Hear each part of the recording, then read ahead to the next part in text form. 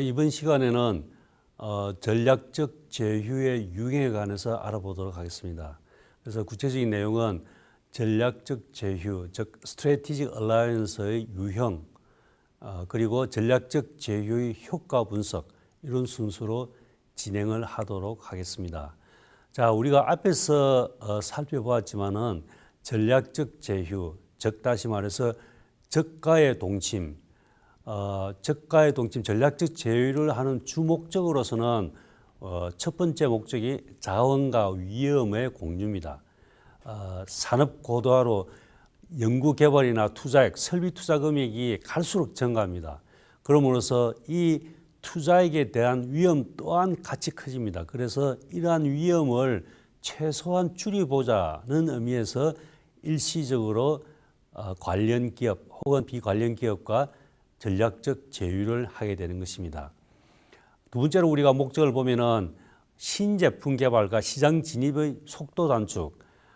일반적으로 우리가 전자상거래 혹은 이비즈니스에서는 빨리 초기에 시장에 진입하는 자가 많은 혜택을 누릴 수가 있다는 것이 First Movers Advantage라는 말이 있습니다. 그래서 기업으로서는 빨리 신제품을 개발해서 시장에 빨리 진입하는 것이 무엇보다도 중요합니다. 그래서 필요한 경영 자원이 부족한 상태에서 신속한 신규 시장 및 사업 진출을 위해서는 제휴를 추진하게 됩니다. 그 다음에 우리가 일반적으로 전략적 제휴 목적을 살펴보면 산업 표준의 선택입니다. 여러 기업과 제휴를 함으로써 산업 표준으로 선택될 가능성이 높아집니다. 산업 표준으로 제품이 선택이 되면 그만큼 매출, 수익이 늘 것은 당연한 길입니다. 그래서 기업들은 될 수 있으면은 관련 기업과 많이 제휴를 해서 산업 표준을 하려고 전략적 제휴를 하는 것입니다. 마지막으로 우리가 전략적 제휴 목적으로 보면은 유연성의 확보입니다. 예를 들어서 만약에 어떤 진출한 분야가 사양산업이라든지 아니면은 쇠퇴 위기에 있다고 했을 경우에는 퇴출을 해야 되는데 그때 쉽게 나올 수 있는 방식이 전략적 제휴라고 생각하면 됩니다. 그래서 우리가 앞에서 봤듯이 이러한 목적을 가지는 것이 전략적 제휴인데 이 시간에는 구체적으로 전략적 제휴는 어떠한 형태가 있는지, 그리고 우리 기업에서는 어떠한 형태의 전략적 제휴를 하는 것이 가장 합당한지 그것을 판단 기준이 될 수 있도록 전략적 제휴의 유형에 관해서 알아보도록 하겠습니다. 일반적으로 전략적 제휴의 유형은 크게 두 가지로 나눌 수가 있습니다. 기능별 또는 업무별의 제휴가 있고 그 다음에 합작 투자 형식의 전략적 제휴로 나눌 수가 있습니다. 그래서 기능별 또는 업무별 제휴 안에 여러 가지 유형을 보면은 기술 제휴 방식, 그다음에 연구 개발 컨소시엄, 세 번째 생산 제휴, 판매 제휴, 이런 식으로 구분을 할 수가 있습니다. 다시 설명을 하면은 전략적 제휴는 크게 두 가지로 대별할 수가 있는데 그 하나는 기능별 또는 업무별로 제휴하는 방법이 있고 다음에 자본을 위주로 한 합작 투자, 자본 제휴라고 그러죠. 방식 두 가지로 나눌 수가 있습니다. 그래서 기능별 또는 업무별 제휴 안에는 기술 제휴하는 방식이 있고 연구 개발 컨소시엄을 하는 방식이 있고 생산 제휴하는 방식이 있고 판매 제휴를 하는 방식이 있습니다. 자, 그럼 그러한 것들을 각각 구체적으로 한번 살펴보도록 하겠습니다.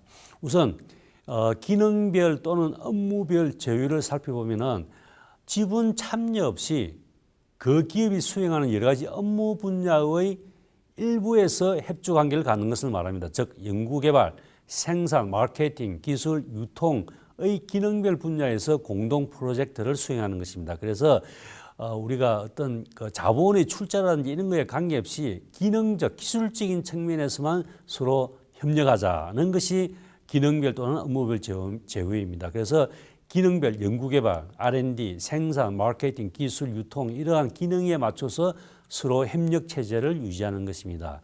자, 이런 것에는 우리가 첫 번째로 기술 제휴라는 것이 있습니다. 아마도 그 전략적 제휴 중에 가장 많이 사용하는 방법, 가장 많이 활용하는 방법이 아닌가 생각이 됩니다. 일정에게 로얄티를 이례적으로 지불하고 매출의 일부분을 지속적으로 로얄티를 지불하게 하는 것입니다. 그래서 일반적으로 신제품 개발과 생산의 위험과 비용의 절감이 주된 목적일 적에 일반적으로 기술 제휴를 시작합니다. 자, 기술 제휴에는 우리가 여러 가지를 참고를 할 수 있는데 거기에서는 라이센싱, 즉 다른 생산 업체로부터 제품 설계도와 제조에 관한 노하우를 제공하는 것입니다. 전면적으로 상대방의 기술에 의존하는 것이죠. 우리가 그 기술에 대해서 아무런 경험이나 지식이 없기 때문에 철저하게 그 기술을 사오는 것입니다. 계약을 맺고 그것을 우리가 로얄티를 물론 지불하는 것이죠. 라이센싱이라 이렇게 이야기합니다. 자, 거기에 맞춰서 크로스 라이센싱, 크로스라는 것은 서로 건너간다 이 소리죠. 그죠? 상호 기술을 교환하는 거죠. 우리가 가지고 있는 기술을 저쪽에 주고 저쪽에 있는 기술을 우리가 받고 이런 식으로. 그래서 예를 들어서 CD 공동 개발을 위해서 소니와 필립스가 라이센싱 계약을 한 것은 우리가 산업 표준화를 위해서 서로가 힘을 잡고 전략적 제휴를 한 것으로서 유명합니다. 다음에 공동 연구 개발, 서로의 기술을 합작하여 연구 개발하는 것입니다. 라이센스의 가격은 공여자나 수요자가 각기 판단하는 예상이익 혹은 대체 기술의 공유 가능성 혹은 독점 개발 여부 등에 따라서 라이센싱의 가격이 달라지는 것입니다. 자, 그 다음에 우리가 생각할 수 있는 것이 조금 전에 가지고 우리가 기술 제휴에 관한 것을 설명했고 그 다음에는 연구개발 컨소시엄에 관한 것입니다. 연구개발 컨소시엄은 글자 그대로 같이 협력해서 제품을 만들어내는 것입니다. 그래서 예를 들면 한국의 통신업계가 정보 주도하에서 전자식 교환기 TDX를 개발하는 이런 것은 몇 개의 업체들이 컨소시엄을 형성해서 TDX를 만들어내는 것입니다. 다음에 그 기능별 업무별 제휴의 세 번째로서 생산 제휴라는 것이 있습니다. 즉 생산 부분에서 제휴를 갖는 것입니다. 규모의 경제를 활용하고 유휴 생산 시설, 놀고 있는 생산 시설을 활용하기 위한 것으로 방법으로서 둘 이상의 기업이 공동 생산할 수 있는 라이센스 보입니다. 우리가 일반적으로 OEM 방식이라 이렇게 이야기하죠. 그래서 OEM의 약자는 Original Equipment Management입니다. OEM 방식.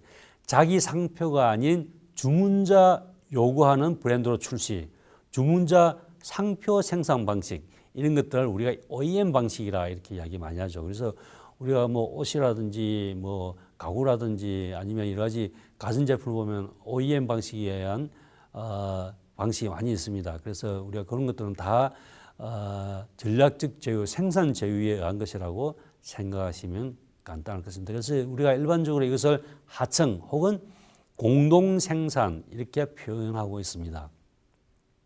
다음에 판매 부분에서도 우리가 제휴를 할 수 있는데 타사의 생산품에 자사의 브랜드를 붙여서 마치 우리 회사 자사의 생산품인 것처럼 판매하는 것입니다. 이것은 교차 판매, 조달 계약 이런 것들을 통해서 판매 제휴를 맺을 수가 있습니다.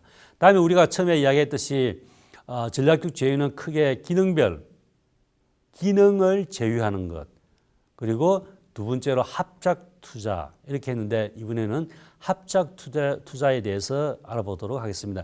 joint venture라고 이렇게 하죠. 그래서 공동 출자를 해서 사업을 하는 걸 이야기합니다. 그래서 일반적으로 자본 제휴라 이야기하죠. 그래서 핵심 사업의 합작 투자, 판매 합작 투자, 생산 합작 투자, 연구 개발 합작 투자, 즉 다시 말해서 공동 자본, 공동 투자를 하는데 그 분야가 핵심 사업이든지 판매든지 생산이든지 연구 개발이든지 그 분야가 다를 뿐이지 단지 같이 공동 출자해서 어떤 사업을 이루고자 하는 것입니다. 그래서 앞에 했던 우리가 그 기술 제휴라든지 이런 것들하고는 틀리죠. 왜냐하면 기술 제휴는 단지 기술만 제휴를 하는 거지 어떤 자본이나 출자라는 것이 있을 수 없습니다. 하지만 여기 합작 투자는 그 목적이 뭐든 일단 자본을 투자를 하는 것입니다. 그래서 기능별 제휴와는 달리 합작 투자는 법률적으로 모 기업으로부터 독립된 법인체를 설립하는 것입니다. 그래서 조인트 벤처, 합작 투자는 직접 투자, 경영에 직접 참여하는 한 행태로서 현지 자본과 공동으로 투자하여 기업을 경영하는 것입니다. 그래서 일반적으로 우리가 50대 50 똑같이 지분을 나누는 거죠. 아니면은 한쪽으로 조금 밀어주는 경영권을 가지도록 하기 위해서 49대 51 이러한 형식으로 지분을 가지는 경영권을 행사하도록 하고 있습니다. 자, 우리가 여기에서 전략적 제휴의 유형을 그림으로 살펴보면은 앞에서 설명했듯이 기업의 인수합병하고 전략적 제휴하고는 조금 모양이 다르죠. 앞에서 설명했지만은 기업의 인수합병은 두 개의 기업이 합쳐가지고 하나의 기업으로 되는 것입니다. 즉 다시 말해서 한 기업이 다른 기업의 밑으로 서브로 들어가서 하나의 기업으로 만들어지는 행태고, 전략적 제휴는 똑같이 독립권을 행사한 두 기업이 따로 독립적으로 두 기업이 형성이 되는 것입니다. 단지 서로 필요한 부분, 기술이든지 아니면은 마케팅이라든지 판매라든지 이러한 필요한 부분을 서로 제휴하자는 것입니다. 그래서 그 전략적 제휴에는 두 가지 합작 투자와 기능별 제휴가 있는데, 그 기능별 제휴에서는 제품 수합, 판매 제휴를 하는 거죠. 생산 라이센스, 기술 제휴, 연구개발 컨소시엄 이런 것들을 볼 수 있으며, 그다음에 전략적 제휴에서는 합작 투자로서 핵심 사업에 대한 투자, 그다음에 판매 합작 투자, 생산 합작 투자, 연구개발 합작 투자 이렇게 될 수가 있는데, 우리가 긴밀한 관계, 자본 참여로 인해서 높은 긴밀한 관계의 정도를 살펴보면은 합작 투자가 훨씬 더 긴밀하겠죠. 왜냐하면 자본을 투자하기 때문에 결국에는 경영권을 참여하기 때문에. 그래서 일반적으로 보면은 합작 투자에는 주로 활용이 되는 부분이 새로운 시장에 진입할 경우, 혹은 제품 라인이 새로 출시될 경우, 다음에 규모의 경제가 필요할 경우, 이럴 경우에는 주로 합작 투자 형태가 이루어지지만은 그와 달리 신제품 개발이라든지 아니면은 생산의 위험 경감이라든지 아니면은 새로운 생산 기술을 개발하겠다든지 이럴 경우에는 일반적으로 전략적 제휴에서 기능별 제휴를 많이 하는 경향입니다. 그래서 우리가 꼭 그렇다고는 할 수 없지만은 일반적인 분포를 보면은 신제품 개발이라든지 아니면은 생산의 위험 경감을 위해서는 기능별 제휴, 그다음에 시장 진입이라든지 규모의 경제 이럴 경우에는 일반적으로 기능별 제휴보다는 합작 투자를 많이 선호하는 형태라고 이렇게 우리가 할 수가 있습니다. 자, 그러면은 우리가 이제 구체적으로 전략적 제휴는 어떤 것들이 있다는 것을 우리가 알았습니다. 그러면은 우리가 이제 알아야 될 일은 뭐냐면은 전략적 제휴를 할 적에 어떤 기준에 의해서 내 파트너를 선정해야 될까? 즉 다시 말해서 제휴 파트너 선정 시에 고려해야 될 요인들에 대해서 살펴보도록 하겠습니다. 제휴 파트너를 선정할 시에는 특히 세 가지, 양립성, 능력, 몰입성 요 세 가지 조건을 고려해서 이 세 가지 조건에 합당하다고 판단이 되면은 제휴 파트너로서 만족을 할 수가 있습니다. 그래서 그 세 가지 고려 요인을 하나하나 살펴보도록 하겠습니다. 첫 번째, 양립성, compatibility라고 그러죠. 호환성, 양립성 이렇게 이야기할 수가 있는데, 양립성이라는 것은 뭐냐면은 제휴 기업들의 전략, 기업 문화, 경영 관리 시스템이 모순되거나 상반되지 않는가에 대한 평가가 이루어져야 됩니다. 즉 다시 말해서 내 파트너로 삼아야 될 기업이 우리 기업하고 너무 동떨어지지 않냐, 기업 문화 측면에서, 혹은 경영 관리 시스템이 너무나 다르지 않냐, 이럴 경우에는 제휴 파트너로서 문제가 생길 가능성이 많다는 것입니다. 그다음에 그래서 제휴 파트너가 현존하는 제휴 파트너 네트워크를 검토를 해야 되겠습니다. 그래서 이 파트너가 또 중요하지만 파트너가 가지고 있는 네트워크가 어떤 형태인지, 네트워크에 관련된 기업들이 어떤 것들이 있는지를 살펴봐야 할 것입니다. 그리고 기업 문화의 양립성, 제휴 파트너의 어떤 그 히스토리, 역사를 검토해 보면은 그 기업의 문화를 알 수가 있죠.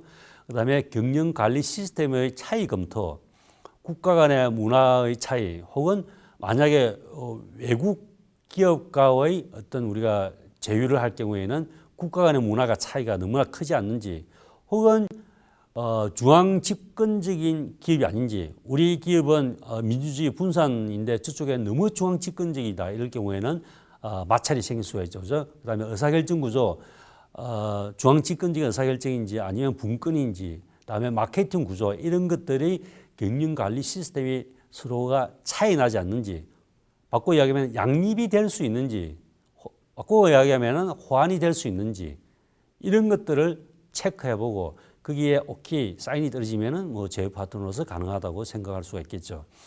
두 번째로 우리가 고려해야 될 사항들은 능력, 제휴 파트너의 능력을 평가해 보는 것입니다. capability, 파트너가 갖고 있는 경영 자원 및 핵심 역량이 상호 보완적인가에 대한 평가가 이루어져야 된다.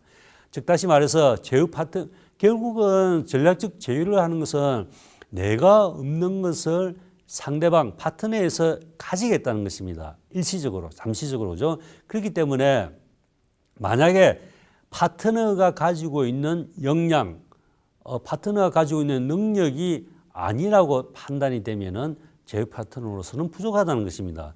그래서 제휴 기업의 강점과 약점을 정확하게 파악해서 객관적으로 파악을 해야 되겠죠. 그게 우리 기업하고 어떻게 부합이 되는지를 판단해야 되겠습니다.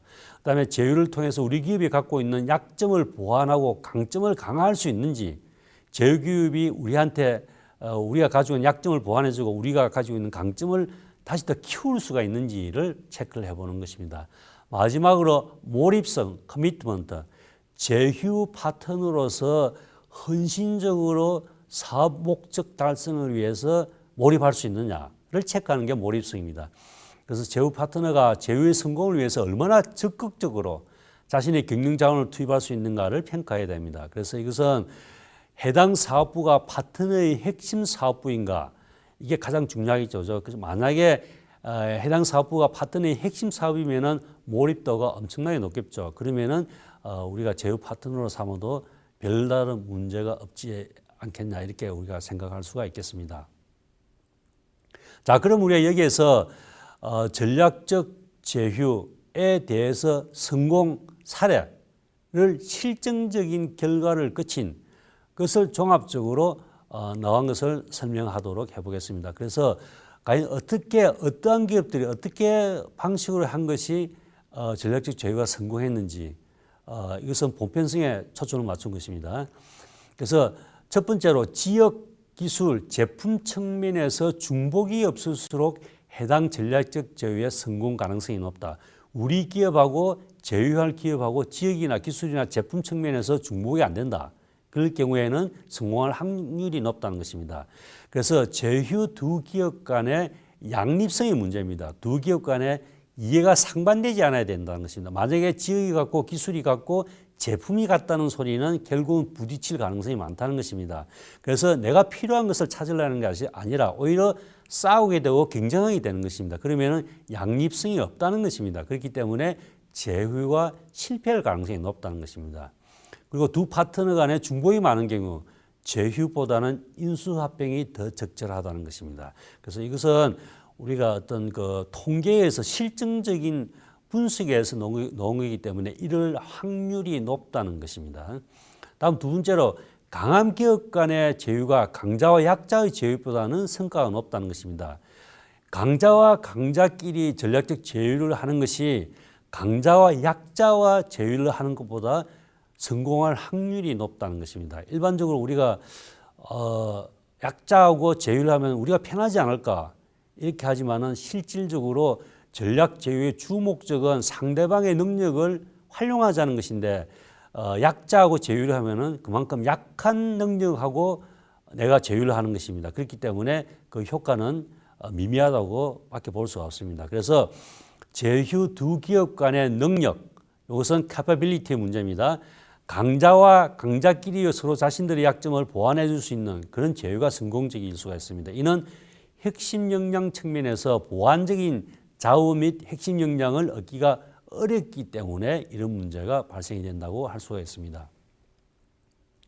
자, 그 다음에 마지막으로 성공에 대한 실증 연구 결과를 하나 더 살펴보면은 지분 비율이 50대 50의 동등한 경우가 그렇지 않은 경우보다 성공할 가능성이 높다는 것입니다. 예를 들어서 49대 51, 뭐 이런 식의 것보다 똑같이 지분 비율이 50대 50이 훨씬 더 가능성이 높다, 성공할 가능성이 높다는 것입니다. 자, 그 이유를 살펴보면은 제휴 파트너에 비해 지분을 더 많이 소유한 기업은 의사결정권이 독점할 수 있기 때문에 그만큼 만용을 할 수 있다는 것입니다. 또 우리가 하나 더 살펴보면 제휴 두 기업 간의 몰입성의 문제인데 소유권의 불균등으로 인해서 몰입성이 저하될 수가 있습니다. 예를 들어서 지분을 49를 가진 기업은 아무래도 소극적인 자세를 가질 수 있고 그래서 자기 자원을 최대한대로 몰입할 그런 가능성이 없어져 버리는 것입니다. 그래서 몰입성이 저하될 가능성이 높다는 것입니다. 그리고 마지막으로 자본 구조가 동일한 경우 제휴를 통해 얻는 재무적 이익이 동일하기 때문에 제휴 파트너의 몰입성이 높게 나타난다. 50대 50이라는 것은 자본 비율이 동일하다는 소리이기 때문에 그만큼 제휴 파트너의 몰입성이 높게 나타난다는 것입니다. 그래서 이 세 가지가 우리가 어떤 실증 결과를 통해서 전략적 제휴의 성공 요인으로 우리가 알 수가 있습니다. 자, 그럼 여기서 과연 그러면 성공적인 제휴 경영 기법은 어떻게 해야 되는 것인가에 대해서 살펴보는 시간을 가지도록 하겠습니다. 자, 성공적인 제휴 경영 기법 어떻게 해야 될까요? 첫째는 전략적 제휴는 본래 단기적인 것임에 유의해야 될 것. 이 이야기는 뭐냐면은 일반적으로 전략적 제휴라 이러면은 같이 손잡고 기업이 망할 때까지 같이 가는 거다 이렇게 생각할 수 있는데 그런 게 아니라 앞에 처음에도 이야기를 했지만은 내가 필요한 것을 상대방한테 얻기 위해서 일시적으로 경쟁업체지만은 손을 잡는 거다. 적이지만은 동참하는 거다. 적이지만은 동침하는 거다. 이렇게 생각해야 됩니다. 그래서 전략이라 해서 오랫동안 장기간 동안 하는 게 아니라 단기적인 것에 대해서 유의를 해야 될 것입니다. 그래서 제휴는 서로 경쟁적인 기업들이 구체적인 전략, 목표를 공동으로 성취하기 위해서 일시적으로 협력 관계를 가지는 것입니다. 그래서 장기적인 개념보다 단기적인 개념에 초점을 맞춰야 할 것으로 생각이 됩니다. 그래서 제휴가 수명이 짧은 이유는 경쟁 관계에 있는 기업들이 분명하고 구체적인 목표를 위해 단기적으로 협력하는 것입니다. 일반적으로 전략적 제휴는 분명히 그 목표가 분명히 초기에 성립이 됩니다. 설립이 돼서 그 목표를 달성하기 위해서 두 업체가 공동으로 협력하는 것입니다. 그렇기 때문에 그 목표가 달성이 되면은 깨끗하게 원래대로 돌아가는 것이 정상이라고 생각하면 됩니다. 그렇기 때문에 그 목표 달성 때까지는 적이지만은 같이 협력하자. 경쟁력을 확보하기 위해서 그런 의미에서 전략적 제휴이기 때문에 절대 장기적으로의 개념이 아니라는 것, 단기적이라는 것을 기억해 둘 필요가 있을 것 같습니다. 다음에 제휴는 대부분 한 회사가 다른 회사의 지분을 인수함으로써 종료가 된다는 것입니다. 일반적으로 전략적 제휴가 끝나는 것은 다른 회사가 다른 한 회사의 지분을 인수함으로써 종료가 된다는 것입니다. 이 때문에 제휴 계약 시 종료 후 인수 주체 및 인수 가격을 결정하는 것이 도움이 된다는 것이고 다음에 또 종료 시 인수 가격은 양자 간의 교섭력과 전략적 비전에 의해서 결정이 난다는 것입니다. 자, 그 다음에 우리가 성공적인 제휴 경영 기법, 전략적 제휴 경영 기법을 살펴보면은 성공적인 전략적 제휴는 파트너로부터 자신의 약점을 보완하고 강점을 강화시키는 학습 능력에 좌우된다는 것입니다. 우리가 그 캐논에서도 계속 이야기를 했지만 캐논이 강학 기술을 토대로 해서 초창기 때 현미경에서부터 그다음에 카메라, 그다음에 복사기까지 이렇게 연결되어 온 것은 결국은 캐논 자체만 가지고 있는 어떤 기술력 가지고는 절대 이룰 수 없는 것입니다. 즉 다시 말해서 다른 기업이 가지고 있는 기술력을 제휴를 통해서 학습을 한 것입니다. 그 학습한 것을 다시 캐논에 제품에 녹아 들어가게끔 만든 것이 캐논의 핵심 역량입니다. 그렇게 볼 적에는 성공적인 전략적 제휴는 자신의 약점을 보완하고 그리고 강점을 강화시키는 학습 능력에 좌우되는 것입니다. 그래서 제휴 과정에서 조직 학습이 중요하고 제휴를 통해서 핵심 역량을 획득하는 것이 중요하며 특히 OEM 방식을 통한 기술 습득이라든지 독자적인 브랜드 개발은 특히 이 부분이 중요하다고 생각을 할 수가 있습니다. 다음에 성공적인 제휴를 위해서는 전략적 제휴를 성공적으로 수행할 수 있는 조직상의 핵심 역량을 개발해야 된다. 조직상의 구조도 걸맞게 전략적 제휴에 맞춰야 된다는 소리겠죠. 그죠? 그래서 활발한 의사소통 및 협조체제, 수평적 의사소통 체계가 확립이 되어야 되며 전략적 사고와 국제적인 안목과 협상 능력을 최고 경영자, 사업부 서장, 중간 관리자, 엔지니어, 노동자 모두 보유해야 가능할 것이라고 합니다. 특히 제휴 전단팀이 있어서 그 전단팀이 성공적으로 전략적 제휴의 조직 구조를 이끌어 나가는 방향으로 이루어져야 될 것입니다. 그래서 미쓰비시 일렉트릭 제휴 전담팀이 바로 그런 경우라고 우리가 할 수가 있습니다. 자, 그러면은 우리가 여기서 전략적 제휴의 효과 분석을 마지막으로 살펴보도록 하겠습니다. 전략적 제휴를 하면 어떠한 효과를 거둘 수가 있느냐? 자, 첫 번째는 시너지 효과를 거둘 수가 있습니다.